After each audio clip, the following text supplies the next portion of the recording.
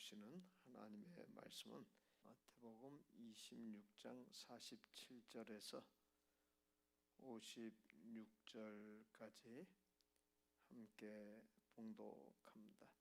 말씀하실 때에 12 중에 하나인 유다가 왔는데 대제사장들과 백성의 장로들에게서 파송된 큰 무리가 칼과 몽치를 가지고 그와 함께 하였더라. 예수를 파는 자가 그들에게 군호를 짜 이르되 내가 입맞추는 자가 그이니 그를 잡으라 한지라. 곧 예수께 나와 라비여 안녕하시옵니까 하고 입을 맞추니 예수께서 이르시되 친구여 네가 무엇을 하려고 왔는지 행하라 하신대. 이에 그들이 나와 예수께 손을 대어 잡는지라. 예수와 함께 있던 자 중에 하나가 손을 펴 칼을 빼어 대제사장의 종을 쳐 그 귀를 떨어뜨리니 이에 예수께서 이르시되 네 칼을 도로 칼집에 꽂으라. 칼을 가지는 자는 다 칼로 망하느니라. 너는 내가 내 아버지께 구하여 지금 12군단 더 되는 천사를 보내시게 할 수 없는 줄로 아느냐. 내가 만일 그렇게 하면 이런 일이 있으리라 한 성경이 어떻게 이루어지겠느냐 하시더라. 그때에 예수께서 무리에게 말씀하시되 너희가 강도를 잡는 것 같이 칼과 몽치를 가지고 나를 잡으러 나왔느냐. 내가 날마다 성전에 앉아 가르쳤으되 너희가 나를 잡지 아니하였도다. 그러나 이렇게 된 것은 다 선지자들의 글을 이루려 함이니라 하시더라. 이에 제자들이 다 예수를 버리고 도망하니라.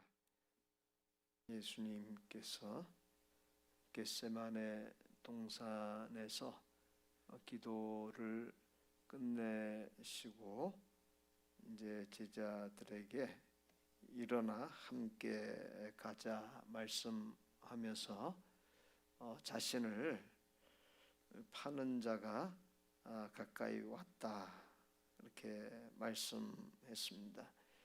자신을 배신하고 자신을 넘겨줄 자가 가룟 유다가 지금 왔다 하신 것이죠. 예수님을 큰 무리가 잡으러 왔다. 대제사장들과 장로들의 수하에 있는 사람들, 언급은 되어 있지 않지만 로마 군인들도 같이 동행했을 것으로 보입니다. 입맞추는 자, 가롯 유다를 가리키죠.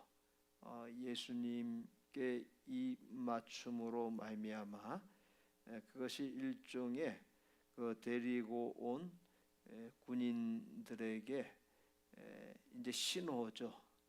바로 이제 군호라고 표기가 되어 있습니다. 본문에는 보통 그 입맞추는 것이 존경과 사랑을 표시하는 일반적인 인사법입니다.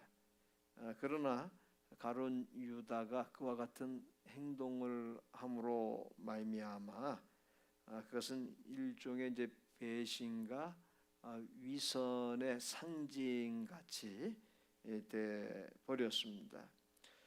보통은 스승이 윗사람이 제자에게 그렇게 행하는 것이 보편적인 것인데, 근데 가룟 유다가 스승인 예수님을 향해서 먼저 그와 같은 행동을 했습니다. 이러한 사실은 그 가룟 유다가 어떻게 보면은 예수님을 3년여 동안 따라다닌 것이 예수님과는 뭔가 이질적인 그런 측면이 있었다라고 하는 것입니다. 그러니까 예수님의 목적, 예수님의 생각하고 가룟 유다의 목적과 생각이 달랐다는 것이죠.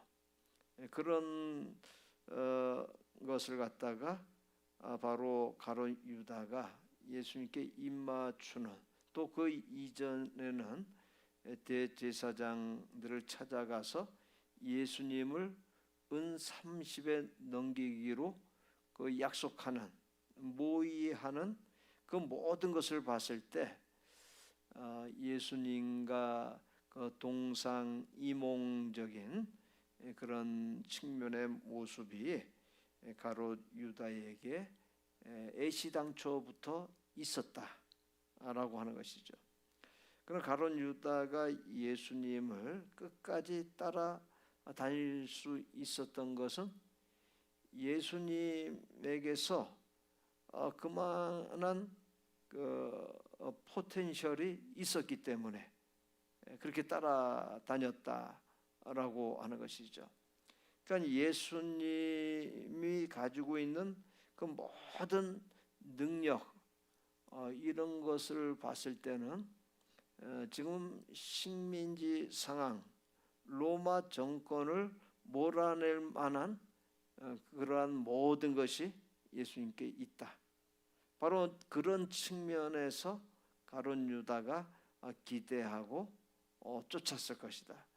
물론 가룟 유다뿐만 아니라 다른 제자들도 그런 측면들이 다 있었죠. 예수님을 따르는 이유와 목적이 그런 것에 있었어요. 만약에 예수님의 인격과 가르침과 삶의 모습에 제자들이 영적인 충격을 받고 정말 생명 걸고 예수님을 따르겠다, 그런 자세가 돼 있었으면은 오늘 말씀 속에서 결론적으로 나타난 다 예수님을 배반하고 도망갔다, 이런 일들이 일어나지 않았을 것입니다. 적어도 정말 12명 중에서 절반이 됐든 30%가 됐든 예수님과 함께 생명을 같이 하는, 생명을 거는, 동고동락하면서 동행했지만 동상이몽의 모습이 있었다라는 것을 제자들에게서 볼 수 있습니다. 어쨌든 다른 제자들은 그래도 예수님을 갖다 가룟 유다 같이 그렇게 드러내놓고 권력자들과 손을 잡고 넘겨주거나 이제 거기까지는 가지는 않았어요. 근데 가룟 유다는 이제 도를 넘어서서 아주 극단으로 가버린 그런 모습을 볼 수 있습니다. 그러니까 예수님을 정말 그 하나님께서 보내신 하나님의 아들로서 보기보다도 그냥 인간적인 측면을 본 거예요. 그렇기 때문에 어떤 영적 스승으로서 생각하기보다도 인간적인 그런 것들이 많이 가룟 유다에게 작용했다라는 것을 알 수 있습니다. 가룟 유다가 예수님을 맞닥뜨리자 라삐여 안녕하시옵니까, 이런 표현을 썼어요. 라삐라고 하는 표현은 그냥 일반적으로 선생님, 그렇게 이제 부를 때 쓰는 것인데 다른 제자들은 다 예수님을 주님이다, 그렇게 표현했습니다. 근데 유독히 마태복음에서 두 번의 라삐어라고 하는 언급이 이제 제자들 가운데서 나오는데 그게 다 가룟 유다가 표현한 것입니다. 그러니까 예수님을 어떤 진정한 주님으로서 인정하지 않은 표현이죠. 그냥 일반 선생님들과 똑같은 그냥 선생님, 그냥 그런 식으로 표현했다는 것이. 그러니까 가룟 유다는 예수님과의 관계에서 근본적으로 일반 제자들하고는 틀렸다. 이제 그런 것을 우리가 엿볼 수가 있습니다. 그런 가룟 유다를 향해서 예수님께서 친구요, 너가 하고자 하는 것을 행하라. 그렇게 이제 친구라는 표현을 썼습니다. 어떻게 보면은 자신을 배신하고 넘겨주는 그에 대해서 적이감을 가지고, 그리고 아주 배신감을 느끼고, 아주 예수님도 거기에 상응한 어떤 적대적인 표현을 쓰는 것이 맞는데, 근데 친구여라고 아주 애정 섞인 표현도 아니고, 또 아주 적이나 반감이 가득한 표현도 아닌 그런 모습으로 대응하는 것을 볼 수 있습니다. 그런 예수님의 모습에서 인간의 행하는 모습 그대로 다 대갚지 아니하는 그런 면모도 볼 수 있는 것이죠. 예수님이 그러한 측면에서 온유함의 대명사다, 그렇게 표현할 수 있을 것입니다. 그렇게 가룟 유다와 또 대동했던 그 큰 무리가 접근하자 다혈질이 있는 베드로가 나섭니다. 칼을 빼들고 대제사장의 종의 길을 내리쳐서 잘라버리는 그와 같은 행동을 해요. 그러니까 베드로도 그런 측면에서는 극단성이 있어요. 근데 이제 사실 그런 행위를 한 것은 예수님에 대한 그 애정, 우정을 넘어선 애정이라고 볼 수 있죠. 만약에 우정까지라고 한다면은 그냥 만류하는 것으로 끝나지, 흉기를 들고서 그 온 사람을 갖다가 칼을 휘두른다라고 하는 것은 그건 예수님과 똑같이 붙잡혀 갈 수 있는 상황이에요. 그리고 그 결과가 어떻게 될지 예측을 할 수 없는 상황입니다. 그런데도 베드로가 그런 행동을 했다라고 하는 것은 사실 예수님과의 관계에서 긍정적인 측면이 많이 있는 것이죠. 그런데 예수님께서는 베드로를 향해서 칼을 쓰는 자는 칼로 망한다, 그러한 어떤 상반된 그 베드로의 의도 이런 것과 좀 상반된 반응을 합니다. 사실 베드로도 우정과 의협심, 그리고 예수님에 대한 애정, 그런 것도 거기에 이제 당연히 포함되어 있지만, 자신이 항상 어떤 사안 속에서 앞장서서 나서는 그런 그 모습이 강했던 사람이거든요. 그런 성향의 사람이에요. 그러니까 이번에도 이제 그런 것이 순간적으로 작동했을 것이다. 그리고 예수님께서 이따금씩 베드로를 향해서 그 지적을 했거든요. 그리고 이제 끝에 가서는 이 일이 있기 전에는 네가 닭 울기 전에 나를 3번 부정할 것이다, 부인할 것이다. 그것을 이제 들었던 베드로는 어떤 마음을 가졌겠어요? 나는 절대 그런 사람 아니야. 내가 말한 거에 대해서, 고백한 거에 대해서 내 행동으로 보여줄 거야. 아마 이제 그런 마음으로 가득 차 있었을 거예요. 그래서 이제 그것이 상황이 그렇게 되어지니까 이제 그때 튀어나온 것이죠. 그래서 그런 예수님과의 관계의 긍정적인 측면과 또 이제 자신을 갖다 한번 나타내 보여주고 싶은 그런 것들이 같이 작동되었을 것이다. 우리가 엿볼 수 있습니다. 근데 예수님께서 사실 이제 칼을 가지는 자는 다 칼로 망한다. 이 표현 이전에도 예수님께서 고난과 죽음을 언급할 때 아주 강하게 예수님을 가로막고 나섰던 적이 있었거든요. 그때 예수님께서 사탄이라고 표현했어요. 베드로를 향해서 네가 하나님의 일은 생각지 아니하고 사람의 일만 생각한다. 그렇게 이제 강하게 예수님께서 질타했던 그런 그 과거도 있었습니다. 그럼 베드로가 뭐 충정도 좋고 뭐 우정도 좋고 예수님을 향한 그 애정 표현도 좋고 다 좋은데 베드로에게 좀 더 필요했던 것은 뭐였겠습니까?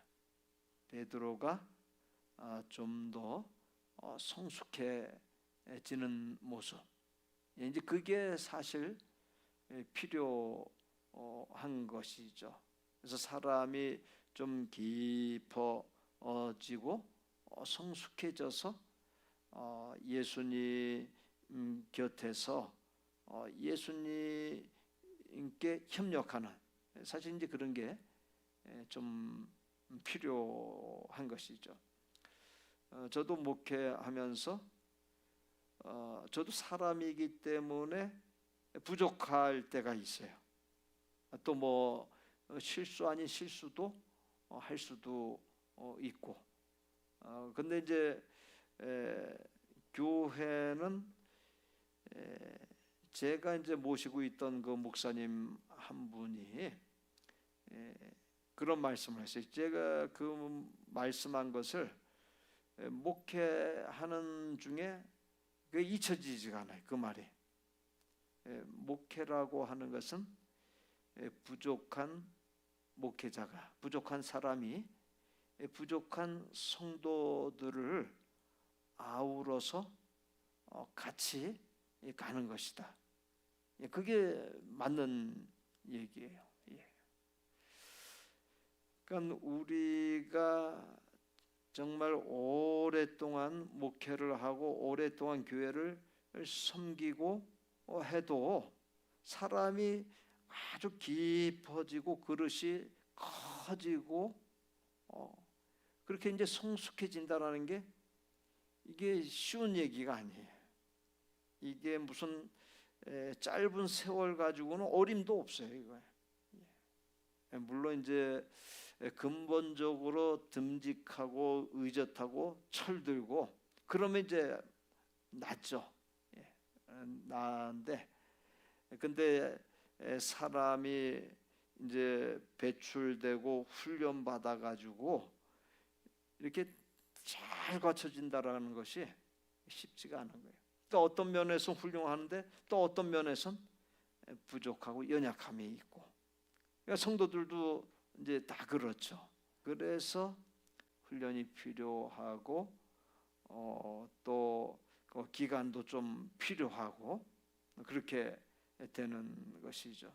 그래서 헌법에 보면은 안수집사와 권사는 5년 무흠 입교인, 그러니까 교회에서 5년 동안 정말 착실하게 아주 좋은 인격을 가지고 언행을 잘하고 이제 그런 분들을 갖다가 항존직으로 세우는 거예요. 그리고 장로는 7년 이상 무흠 입교인. 그리고 이제 장로는 뭐 여러 가지 수식어들이 따라붙죠. 이렇게 리더십이 있고 이제 이런 것들 본이 되어야 하고 그러한 기간을 요구한다라고 하는 것은 일단은 그 교회에 대해서 오랫동안 섬기면서 교회에 대해서 다 잘 세밀하게 알고 그리고 교회의 필요를 알고 성도들의 필요를 알고 목회의 필요를 알고 잘 협력할 수 있는 사람들. 교육도 단계 잘 밟아야 되고, 또 인격도 잘 둬야 해서 인격도 다듬고 훈련하고, 그리고 어떻게 공인으로서 교회에서 잘 언행하고 처신할 것인가, 이런 것들이 다 중요한 것이죠. 그래서 리더가 되는 것이고 리더십을 발휘하게 되는 것이죠. 그래서 교회에 철저하게 덕을 끼쳐야 돼요. 항존직자들은 교회의 덕이 되고 성도들에게 덕이 되고 덕망을 보일 수 있어야 되는 것이죠. 어쨌든 베드로의 모습에서 좀 더 성숙이 필요했다라고 하는 것입니다. 예수님께서 그 대제사장 말고의 귀, 베어낸 그 귀를 다시 붙여 주면서 그런 말씀하세요.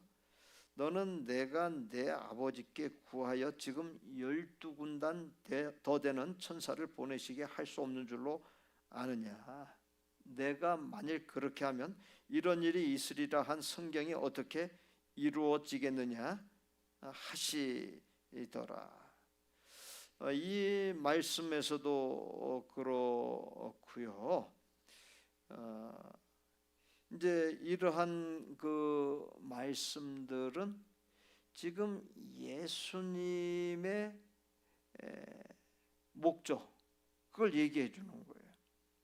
그러니까 예수님도 인간의 몸을 입었기 때문에 얼마나 이 마지막 길 가는 것이 손바닥 보듯이 뻔히 알고 보이는데 여기에서 모면하고 싶지 않습니까? 여기서 벗어나고 싶은 거예요. 단순히 어떤 한두 사람의 짐을 지는 게 아니에요. 오고 가는 인류 역사의 모든 인간의 짐을 갖다가 다 짊어지는 것입니다. 그렇기 때문에 이것을 갖다가 피하고 싶은데, 그런데 철저하게 이미 예언된 하나님의 말씀, 하나님의 말씀에 자신의 생을 갖다가 거기에 다 맞추는, 그러니까 인간적인 육적인 그 모든 것을 갖다가 다 누르고 다 배제하고서 맞추는 그런 모습을 봅니다. 그러니까 철저하게 하나님의 뜻에 맞추고 철저하게 본질의 것에 맞추는, 본질 이외의 모든 육적인 것, 세상적인 것을 갖다가 다 제거해버리는 그런 모습을 볼 수 있습니다. 사실 그렇게 산다라고 하는 것은 그것은 정말 힘든 거예요. 우리도 성경을 늘 접하고 말씀을 나누고 하지만 힘든 것이 하나님의 말씀대로 사는 게 힘들잖아요. 그런데 예수님께서는 철저하게 그 부분에서는 타협하지 않았다. 마음속에서는 인간으로서의 회피하고 싶은 그것이 있었지만, 그러나 실제는 다 맞춰서 그 길을 갔다라고 하는 것입니다. 그래서 오늘 말씀을 대하면서 다 배반하고 도망을 했던 제자들에게서 우리가 반면 교사 삼아야 될 것, 그대로 따라가서는 안 되고 우리는 그들과 다른 예수님의 사람, 예수님의 제자가 되어야겠는데, 그렇게 하기 위해서는 생명을 내게 내어주신 그 예수님을 우리도 생명 걸고서 붙잡고 그 예수님을 믿고 따라갈 수 있어야 된다라고 하는 것이, 어떠한 상황 속에서든지 내가 변절자가 되지 아니하고 변질되지 아니하고 끝까지 그 예수님을 붙잡고 그 길을 견지하고 정진할 수 있어야 된다라고 하는 것입니다. 예수님의 인격과 가르침과 삶, 우리가 그것을 붙잡아야 하고, 신앙생활은 바로 그거예요. 신앙생활을 정의할 때 예수님의 인격과 가르침과 삶을 우리가 붙잡고 따라가는 것이다. 그게 신앙생활 정의인 것이죠. 그리고 예수님께서 우리에게 보여주신 모든 모습은 다 그건 본질이에요. 본질. 본질은 우리 삶에 있어서 가장 중요한 것이지 않습니까? 그 본질은 그거는 항구적인 거예요. 그건 진리입니다. 진리. 그것은 우리가 늘 붙잡아야 할 것이다. 그리고 또 붙잡아야 할 것은 하나님의 뜻. 하나님의 생각과 사람의 생각이 다를 때가 많아요. 사람의 생각은 항상 욕망이 작용합니다. 그런데 하나님의 생각, 하나님의 뜻은 완전하죠. 그래서 우리가 기도하면서 또 말씀을 탐구하면서 또 성도 간 교제하고 교류하면서 하나님의 뜻이 어디에 있는가, 하나님의 뜻을 헤아려서 그 하나님의 뜻을 알고자 우리가 힘쓸 수 있어야 되는 것이죠. 그리고 하나님의 뜻이라는 것이 선명하게 이제 드러났을 때는, 그때는 내 생각을 내려놔야 되고, 손해 보는 일이 있다 하더라도 하나님의 뜻을 붙잡고 나아갈 수 있는 그와 같은 믿음의 사람, 하나님의 사람이 꼭 될 수 있기를 바랍니다. 합심해서 기도하는 시간 갖습니다.